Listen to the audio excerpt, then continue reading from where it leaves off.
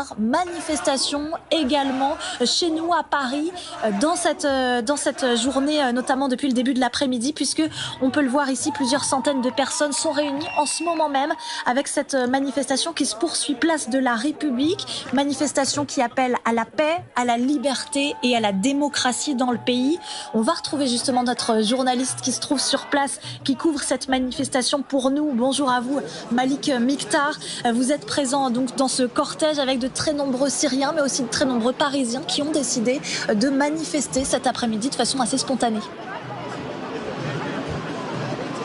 Oui, effectivement, vous pouvez le voir juste derrière moi. La manif est en train de se terminer, mais il y a encore des centaines de manifestants. Ni le froid, ni la pluie ne les ont empêchés de venir fêter ici la fin du régime de Bachar al-Assad. Vous l'avez dit, des membres de la diaspora syrienne, des Parisiens, mais aussi parmi eux des soutiens de la population syrienne, et notamment parmi eux Afshin, qui est membre du Conseil de la résistance iranien.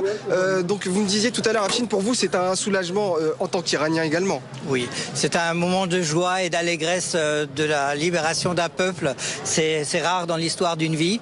Et c'est aussi, la joie n'est pas que pour le peuple syrien, pour qui nous souhaitons la liberté et la démocratie, mais également pour le peuple iranien, parce que la dictature de Bachar Assad était l'allié du régime des mollahs. Il avait été soutenu par ce régime.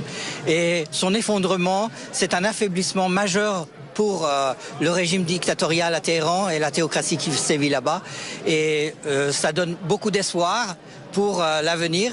Et comme le disait la présidente de la résistance iranienne, Madame Rajavi, c'est pour nous une sorte de prélude de la libération du peuple iranien du joug de ce régime intégriste. Vous me le disiez tout à l'heure, c'est un souffle d'espoir pour le peuple syrien, c'est aussi un souffle d'espoir pour l'intégralité de la région selon vous. Absolument. Je pense que personne n'est dupe et sait que la tête du serpent est à Téhéran. C'est ce régime-là qui a maintenu les milices extrémistes dans toute la région, et y compris les régimes comme la dictature de Bachar Assad, qui devait tomber en 2015. Mais grâce, en fait, avec le soutien des gardiens de la révolution et des milices, il est resté, il a sévi contre son peuple. Aujourd'hui, en fait, avec son effondrement, c'est tout l'appareil qui a été mis en place dans la région par le régime qui s'effondre, et par ce biais-là, c'est les gardiens de la révolution qui sont faibles aujourd'hui en Iran, et Téhéran, aujourd'hui à Téhéran, on peut espérer avoir cet espoir grâce à la volonté du peuple iranien de voir aussi les scènes que nous avons vues et qui nous ont tous touchés de libération des prisonniers, et des prisonniers des prisons sinistres d'Assad, mais également un jour la libération des prisonniers des prisons sinistres d'Evin et d'autres prisons à Téhéran et ailleurs. Merci à vous, Afshin. Alors, vous l'avez entendu, c'est un souffle d'espoir pour le peuple syrien, mais c'est aussi un souffle d'espoir pour l'intégralité de la région que cette chute du régime de Bachar al-Assad.